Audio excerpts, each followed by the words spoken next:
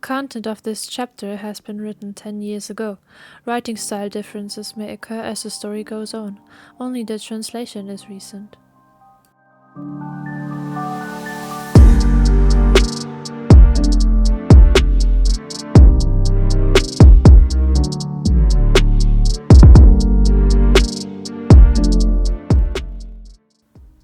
Midnight. Black clouds covered the sky, and soon it should be raining. They brought upon a message of disaster. Single raindrops started their journey to the ground, ready to shatter on the earth.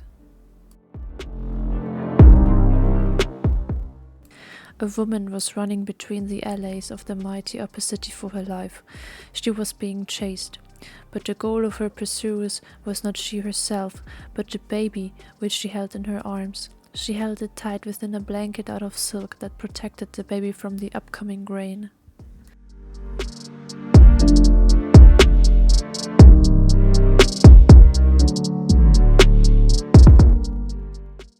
The only guidepost she had was the path of chroma lanterns. Without the colorful shine from their hearts, she would not be able to see where the path led her. And yet it was not of great importance that the chroma shine accompanied her, since she didn't know where she was anyways. One thing the chased one knew for sure. She needed to get this child to safety.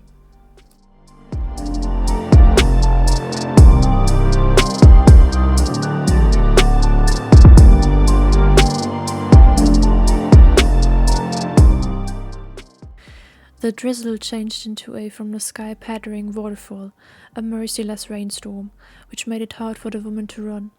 The ice-cold air inside her lungs was painful and made it hard for her to breathe. At the same time her legs burned like fire, and with every step further she got more insecure, almost falling down. Behind her she heard the rattle of weapons and armor of her pursuers, but she wasn't brave enough to turn around to see. The woman could only guess how close her enemies had been.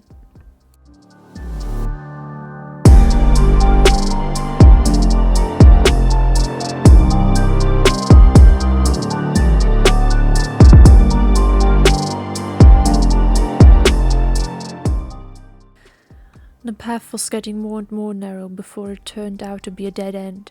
She forced herself to come to a halt. Despair and fear boiled inside her, and her heartbeat was getting faster and louder.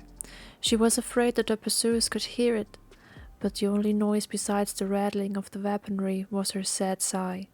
She wouldn't be able to make it, wouldn't be able to protect the child in the future. She would fail, and then everything would be over. The hope of this world, of the living and the dead, it would have all been for nothing.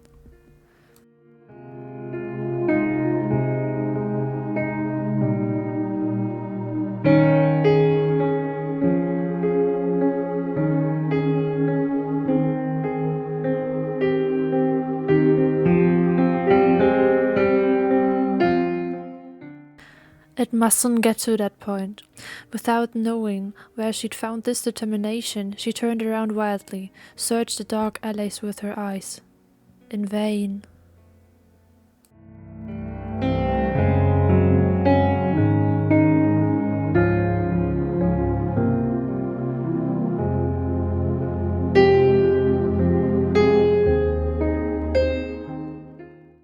By now her clothes were drenched by the rain, and so was the silk coat around the baby in her arm.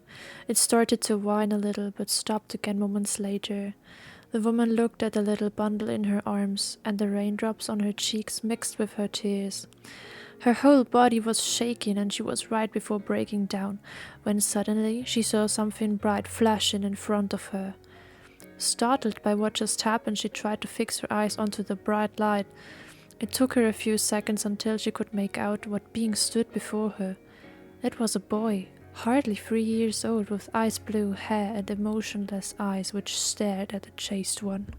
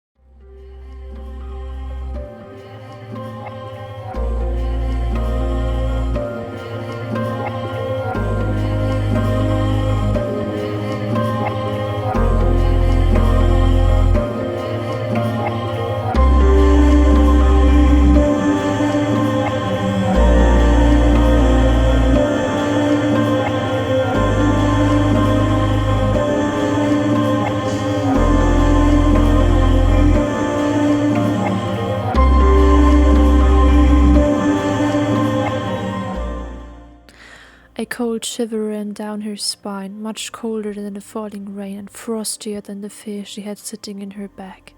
She returned the gaze of the other, and for a moment everything that was threatening before was gone. The boy tilted his head and released himself from the rigid posture. He seemed to ignore the noises that came from the dark alley. He stepped closer to the woman and stood still when he saw what she held in her arms. He fixed his eyes on the drenched baby that just opened its eyes and stared at him now too. For the first time the woman saw the eye color of the child, red like blood.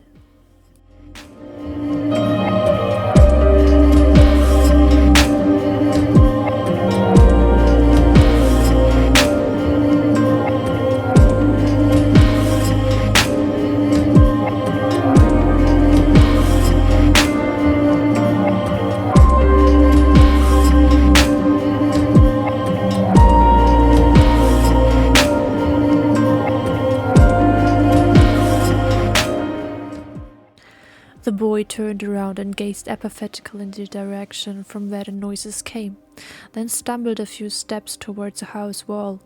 He stood still and gazed at the woman, meaning she should come with him.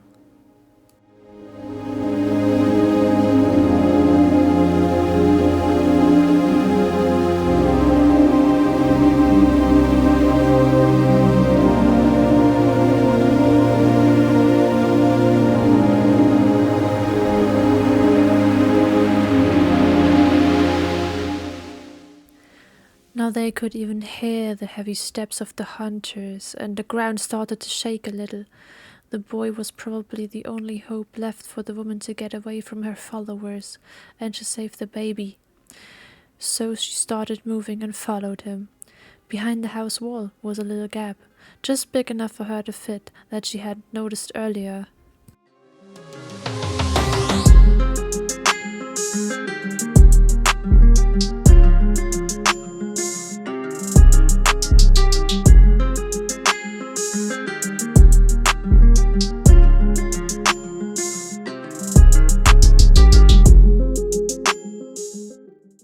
She ran as fast as she could to keep up with the boy.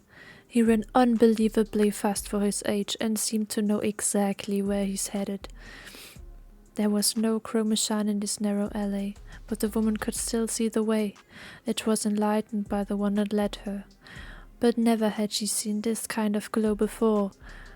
But now was not the time to worry about this, and still, she couldn't get rid of the feeling that she knew this boy somehow. But sadly she couldn't remember where she knew him from.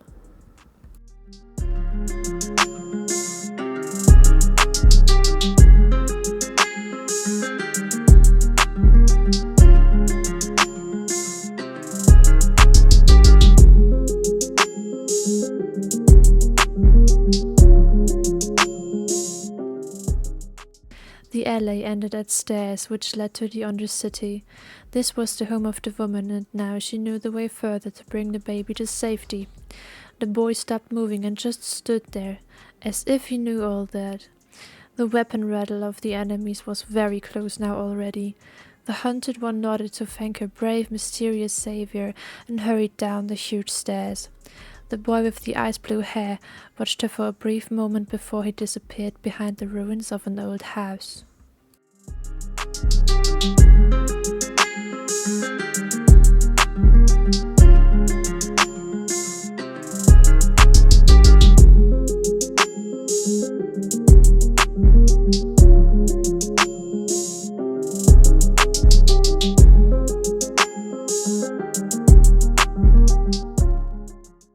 Hope returned to the woman and gave her the necessary power to move on. Soon she had reached her destination.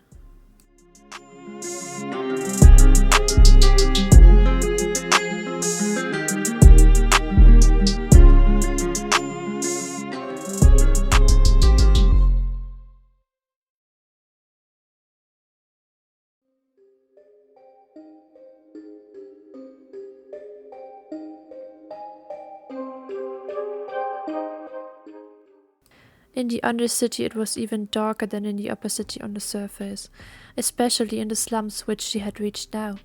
She glided down the hillside to an old rundown yard where the parents of the woman lived. She now could hear the calls of her pursuers, thirsty for blood, and she knew she would make her last breaths. Her life was destined to protect this baby, and she almost made it now. She ran into the barn next to her parents' house and hid the baby underneath of some hay in a secret second floor underground. The woman laid the child that carried the hopes of all living souls within it into the niche together with the prophecy written by darkness. She looked at the baby one last time.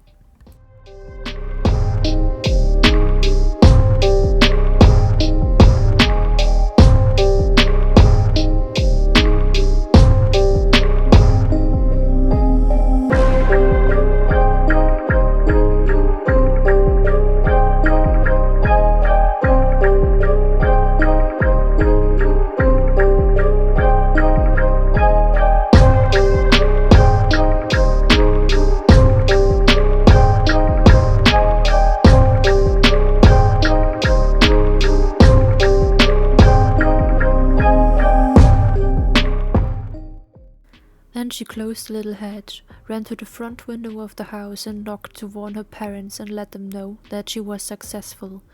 From now on, the fate of the child would be in their hands.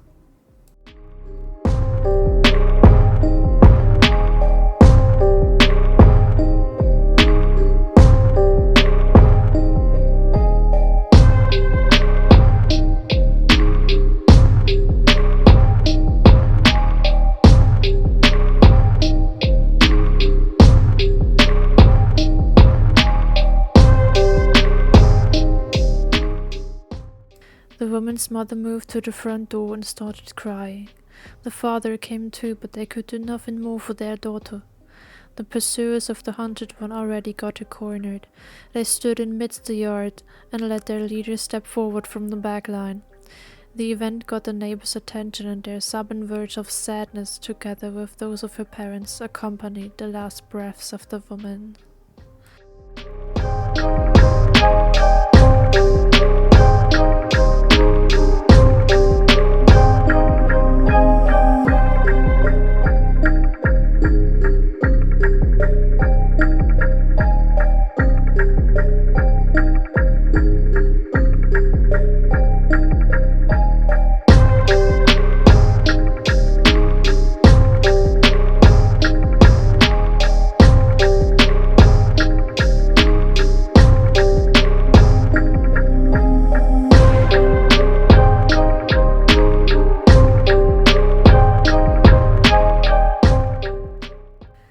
She knew she would die. She knew it for a long time now. While she was interrogated by the leader of the hunters, she felt no fear. She closed her eyes and refused to answer any of his questions. For that, she paid with her life. The blade of her sword sang its song one more time and decapitated the defenseless woman. With a dull knock, her head fell to the ground. Her lifeless body collapsed too. The parents closed their eyes. The only one who was still watching besides the murderers now was the boy with the ice blue hair, who had witnessed the event from a rooftop a few houses away. His eyes showed no emotions, no disturbance or sadness, not even tears.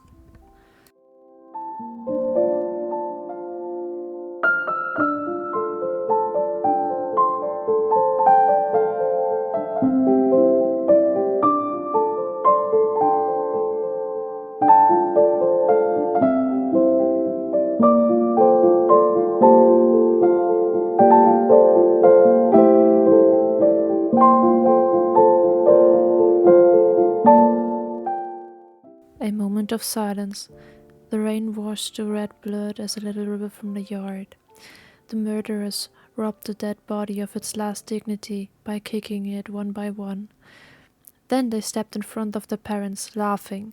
The old couple fought with their tears, and they had to force themselves to stay calm, to not offend or even attack their daughter's murderers.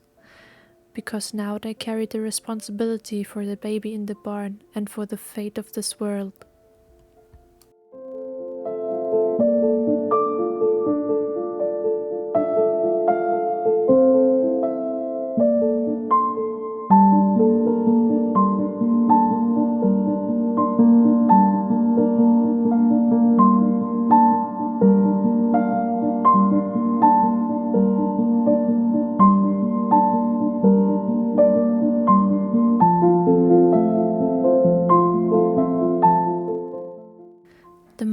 explorers searched the parents' house and the barn, but found nothing, so they went on their way, vanishing into the dark. They left the dead body right where they had killed it. The river of blood had dyed most of the ground there already. Slowly it was washed away by the rain, though, that had mixed with the fresh red color and carried it away down the hill, together with sadness and despair.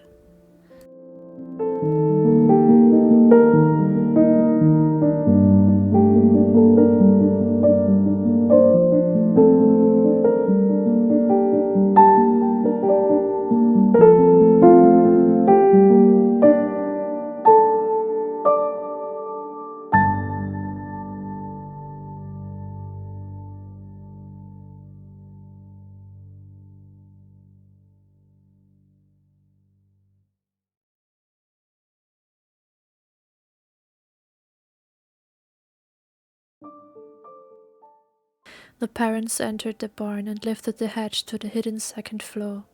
Underneath it lay the child of future.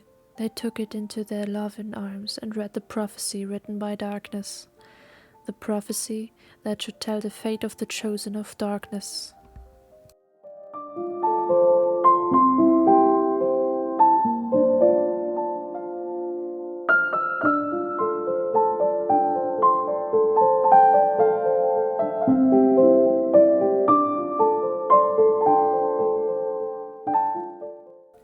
From the blood of the sacrificed dead, from the hope of the desperate souls, and from a piece of the heart of darkness itself, did I create you, to save this world from doom. From now on, your name should be Cheyenne Le Blesse, a name soon known as the second word for hope. The path chosen for you will be full of pain and despair, and it will teach you wisdom and prudence.